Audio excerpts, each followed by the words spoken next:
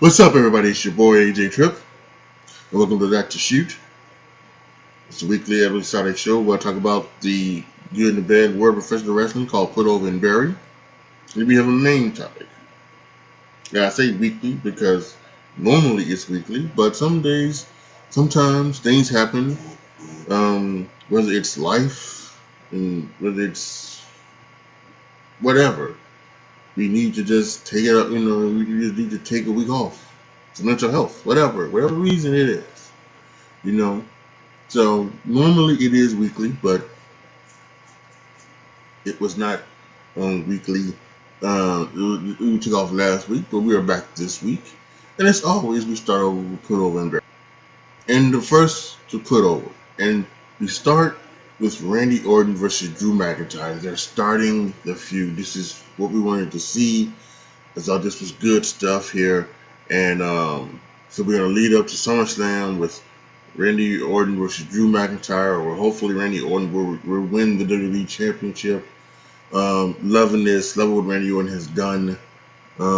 He went ahead and turned 40 and become the best thing that's ever happened in wrestling. It almost seemed like so. Good on that. And another put over I want to talk about MJF promo from AEW Dynamite. Thought it was fantastic. Some very shots, almost Jim Cornette-esque talking points about the Moxley being a stone cold, um, you know, knock off the cosplay wrestlers and everything like that. I thought it was really fantastic. And that's another thing where they need to put the title on MJF, and I think we may talk more about that in the future as we get closer to All Out. We talk about that, what they would need to do, what I would like to see them happen.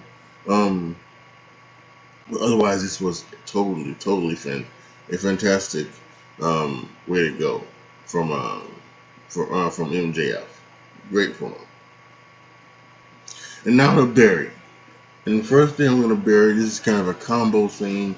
One of the things from last week was, or 2 weeks ago actually, I think it was actually the Naomi deserves better hashtag that was trending on Twitter. And was one of these things where this was, this is kind of one of those things where it's almost the "you deserve it" chant, right? And Brian Zane of Wrestling with Regret, he talks about this, where he talks about the "you deserve it" chant, and and it's almost this thing where they do this chant, um, you know, and it's and they do it almost every time for someone that they like, that they somehow deserve it, right? And even one time they chanted, and the Miz said that chant would mean something if you didn't chant it for everybody, you know. And that's what they do. They damn near chant it for everybody. So, and that's what So then when this hashtag comes up, Naomi deserves better. It's a offshoot of the "you deserve it" chant, and everybody thinks that that Naomi deserves better was for you know you know that this was somehow like Missouri deserved better as just for what she got in that match with Lacey Evans. No, there was a lot of stuff in there that was stupid. They talking about she deserves a championship or she deserves this, that. It's.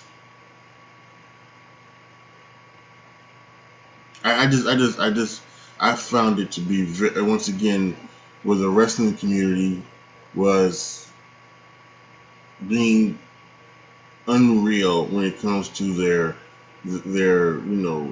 type of thing. But yeah, and then translate to that into what Booker T said it. And everybody giving Booker T crap for saying that Naomi doesn't need to be given stuff, and that's what these fans want. The fans want Naomi to just be given things, but you have to be earned. You have to earn your stuff. it's a combination of having to earn your stuff, and then the combination of the fans getting behind you. So the fans are behind Naomi, right?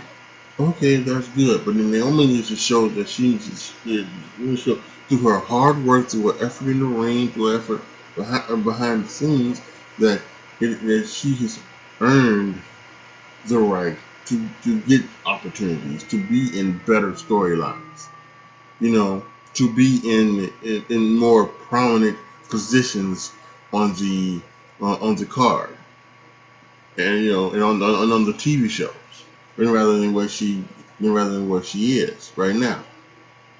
Uh, and Booker T was correct in that, and and everybody who gave Booker T crap for that is saying Booker T, including Sasha Banks herself. She jumped on it and only said thanks Booker T and all that other stuff. And then also supposed to make this a race thing where Booker T should be uplifting a black woman. No, he's telling the truth. That race has got nothing to do with this. Some people want to make this about a race. Stupid shit. So, gonna bury the hashtag and bury anyone giving Booker T any crap about that. Going to bury the ending of Sasha versus Asuka this past Monday on Raw. Listen, it's not the fact that Sasha Banks won the title. I've been saying I think Sasha Banks should win the title. But I kind of get the feel of just having, I think to just have to have Kairi Sane just get beat up and her just leave with I agree with some of the criticism that just seems kind of stupid, knowing that she could lose the title via count out. I think if they were going to do something like that, and they had an electric box right there, they should have rigged it so that when Bayley would have thrown Kyrie to the electric box, she would have got electrocuted, and then that could have been like with Kyrie. Then that's when she could have run to go see about Kyrie, and then lost the championship. That would have been a better, effective way of doing so, at least for me. So I want to bury the ending of that match. And then I also want to bury them not pulling the trigger on Nikki Cross. Now again, I've had I this might be a little bit of bias because I had this dream of the way they would do this, really do this breakup of Sasha and Bayley, is that they would have Sasha win the Raw title, Bayley lose her SmackDown Women's title, and then Bayley would get jealous of Sasha Banks, and then if she would cause Sasha to lose because Sasha quote unquote by mistake to lose the Raw Women's title, and then they would end up losing and then they maybe in a tag match maybe she would turn on Sasha and walk out, and then that's how it go. But what it does seem like they also and as I say that right, and I want it that way, and I wanted that to be Nikki Cross. What it does seem that what they have done is they have actually now maybe push this a little bit further out, because as we are heading our way towards SummerSlam, just a few weeks away. I don't. It doesn't make sense right at this point right now to give them all the women's gold, and then over the next 3 weeks have them lose it all, and then to go to SummerSlam. So that to me that doesn't make sense. So I think what they're going to do is they are going to push this out, which I think is totally fine. I said earlier this year that I wanted a Sasha Banks and Bayley feud to go the long way and have it end up actually being at WrestleMania 37. So I actually think this is a kind of a good way to do this. I would like to see it again. I still think that they still can do things. I still think my original plan was them was them to capture the women's title, right? And then them to have start having problems. So I kind of think over the next few months, things need to happen. I think Bailey needs to lose her SmackDown Women's title. I think Sasha needs to lose the Raw Women's title. And then I think what's the best way is is it at the Royal Rumble is for Bailey to turn on Sasha Banks, and then that leads right into WrestleMania. So I think that's the best way to go about it.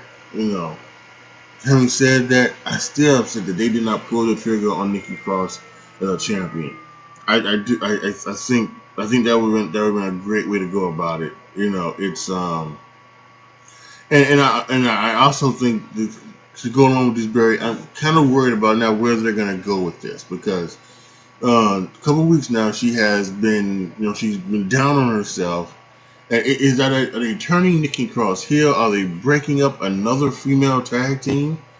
You know, there's you have the Iconics, you have Sasha Banks and Bailey, the golden role models, whatever it is. You have Nikki Cross and those are the only two teams that have been only three teams that are established. Really, they are established. Even down in NXT, you know, you would make a Franken team. So I don't know. I hope this is not a heel turn for Nikki Cross. I hope it's not a heel turn for Alexa Bliss.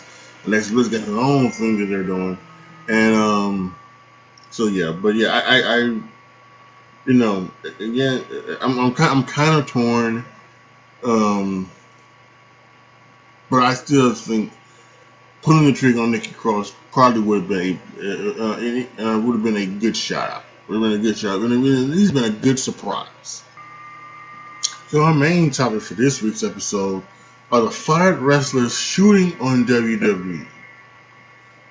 So the fired wrestlers from Black Wednesday or Black Thursday, whatever it was in April. The releases due to the COVID-19 um, pandemic were they were embargoed. I guess whatever it is, it was their 90-day complete cause ran out last week, a couple weeks ago in July, and some people started appearing everywhere. They started appearing on Impact Wrestling, appearing in AEW, appearing wherever it was be on the Indies or wherever, right? So, and they've also started doing a lot of talking as well, and they started doing a lot of talking where they've been shooting on what was said to them and what was what was done and everything like that, and I really just don't think. And Eric Young, the person on this thumbnail, he's the one that really I think really doesn't get it. He really doesn't get it. You know, he had a quote that was like it was something along the lines of, um, you know, if you can't find something for Eric Young to do on your 3 hour show, then you failed as a thing. No, no, not really. No, you haven't failed. This man didn't fail. You failed because you didn't show that you were worthy enough to be on the show. That's what it is. And again, this is another part where now you know, we talked about the fans being entitled, but now it's like the wrestlers are being entitled. You know, I should be on your show. Well, no, prove that you deserve to be on the show. Prove it instead of just thinking you should. Prove it. And I think that's what Eric Young doesn't get. Prove that you deserve to be on the show. Prove that you deserve to be, doing something. Talk about being the everyman. Okay, then be the everyman again. Put the ring up. Do stuff backstage.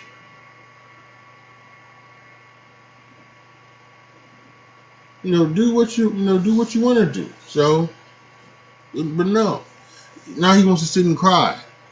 I mean, that's why you was fired because all you did was nothing. You didn't show nothing.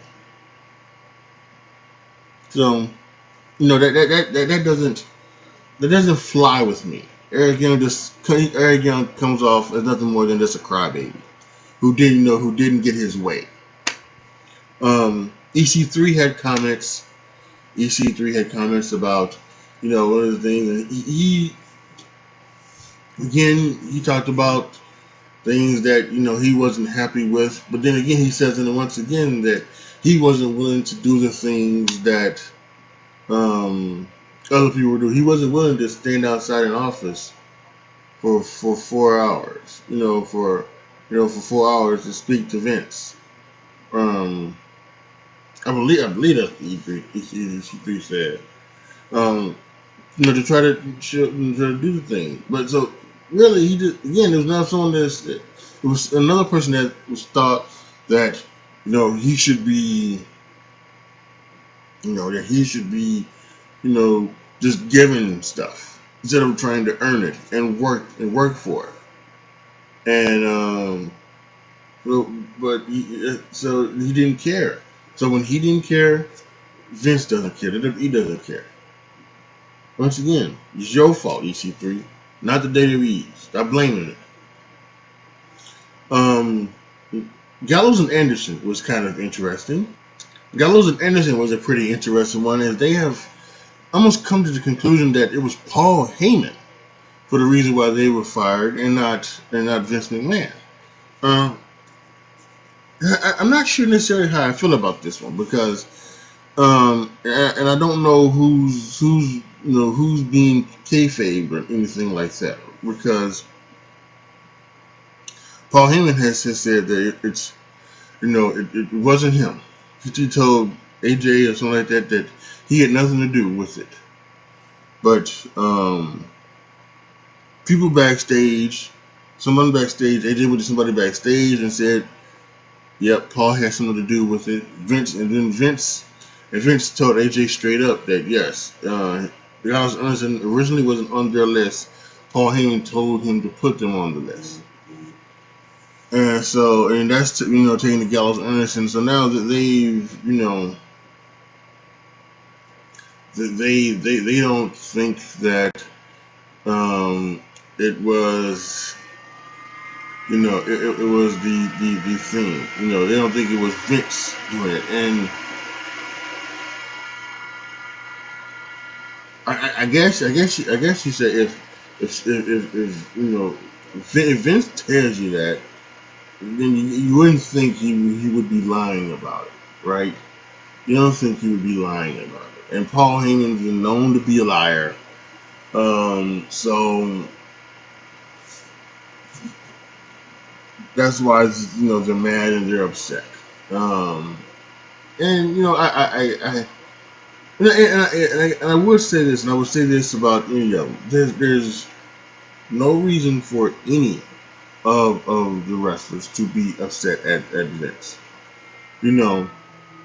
I think for no matter what reason, because it's this pandemic happened, and he was not expecting this pandemic to happen, and he was and he needed to save money, save things, and it's unfortunately it has worked. Not unfortunately it has worked. It has worked. Unfortunately, it has worked because he really released all of those players and furloughed all of the producers and things like that. So it has worked. And hopefully those producers and some of the other staff will be able to come back very, very soon. And it's supposed to be furloughed. It's supposed to be like 6 months. So I think it's if we're talking about April, it's going to be coming back in October. So hopefully when October comes, they'll be coming back to work for WWE. But yeah, it's it just wasn't the way it was supposed to be. So yeah, I don't know. You should not be mad at Vince for the way you were or were not booked, or for being fired. So as for Gallows and Anderson and maybe even AJ Styles, I don't even know if you should be mad at Paul Heyman, because even if Paul Heyman did go to him and say, Hey, we get Gallows and Anderson. Put Gallows and Anderson on the list as well. Even if he did go back and say that, I don't know if you should be mad at Paul Heyman. I guess you'd be mad at Paul Heyman for lying to your face, but I think over time that has to be a different type of thing, right? It has to be a different type of water under the bridge or whatever. I think it's something where you come back to the WWE, or you go, or if Paul goes somewhere else to where you at, you don't trust him, but you should not be mad at him. There was other people, Dean Ambrose, John Moxley. There's some said something else again. He talked about said something that pressure was, getting a 2-page script and having to memorize a 2-page script written by a 74-year-old madman that doesn't make any sense.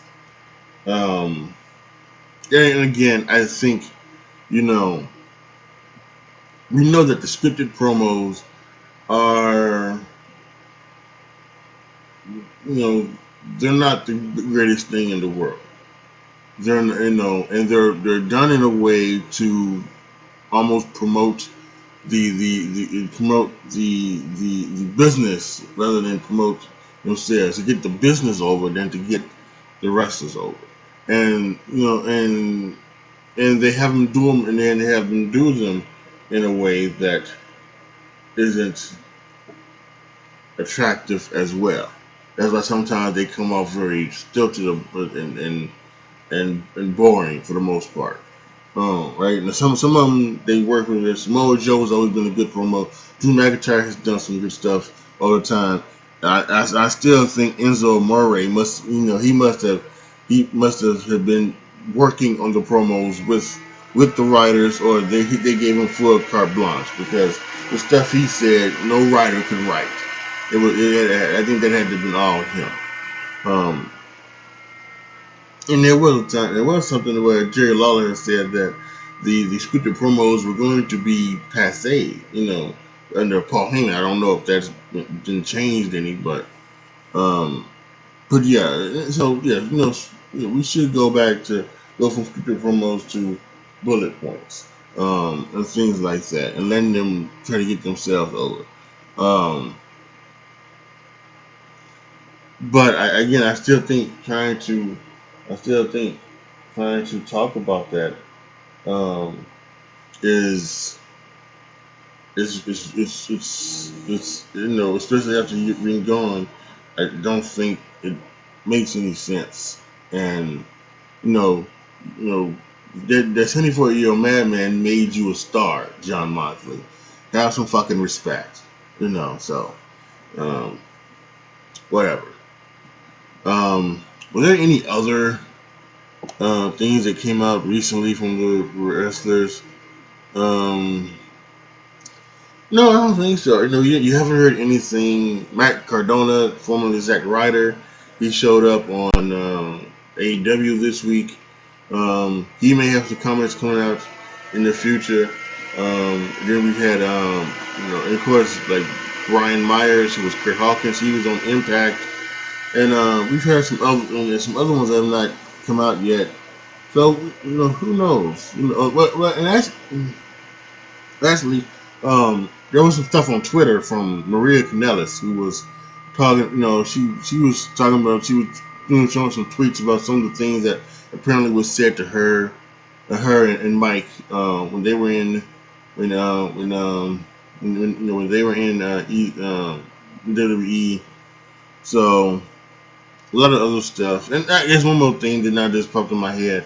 I guess Gallows and Anderson did, when they were trying to re-sign, they were going to go to AEW. They were going to go, and they were going to be on the first episode of AEW. They were going to debut on that episode, but they decided to stay in WWE, because one of the things, because Triple H was saying, and he was saying that he didn't, your families and things like that. You don't know if AEW is going to be lasting around and things like that. So then that's why they signed for those, $250,000 contracts. Um, so yeah, I think that is that's something. Again, that's something that's just business. That's business. That's they're trying to do things. He's not lying to you, but he is telling you and laying it on thick so that you do resign. That's part of business. But he's not lying to you. Who knows what AEW was going to be? Who knows if it was going to be successful? Who knows if it was going to stay successful? Who knows? Tony Khan, Sean Khan, Tony Khan's father, could at any moment say, I'm tired of this," and he could take AEW away from Tony Khan, take the money, stop the money from going into that business, and put it up for sale and close it. So that could happen at any time. So, Triple H, Paul Levesque was not lying to Gallows and Anderson. He did this. He did lay it on thick, but that's business. And I think, and there's no way they should be mad at them for any of that. So, just to quickly wrap this up, all of these comments, I think there should be no bad blood um, towards the WWE, towards Vince McMahon, towards Super H, towards even Paul Heyman, towards anybody in that company, because anybody who came from that company is going somewhere else. Came to that company one way and they left another, and left with a bigger and better name. And so yeah, get over it. I would say if you're upset. All right, y'all. That's it for this week's episode of That's a Shoot. Hopefully, we will have another one next week. Post your comments down below. Tell me what you guys think. Let me know what you thought about my putovers, and what you thought about my berries, and what you thought about my main topic. Make sure you go to patreon.com/AJTRIP to become a patron. Once I hit a certain amount of patrons, I will be opening up to discuss and to vote on what you want to see here on my YouTube channel, what you want to watch me play on my Twitch, and what you want to hear me talk about on my podcast. Like the video, share the video, subscribe to the channel, and as always, thank you guys so much for watching. This is your boy AJTRIP signing off. As always, be good to each other, y'all. Be careful out there, and I am out.